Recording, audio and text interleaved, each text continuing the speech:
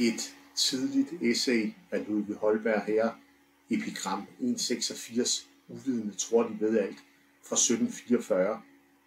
Her behandler han det fænomen, der findes, at jo mere uvidende folk er, jo mere fuldstændig overbeviste er de om, at de slet ikke har noget ved at tvivle om. Det behandler han så her essayagtigt på den ene og den anden måde. Man kan se, at han har endnu ikke fundet brevformen fuldstændig. Der står ikke til prik, som han gør senere og efterfølgende. Og han slutter heller ikke af med den der brevhilsen, jeg forbliver etc.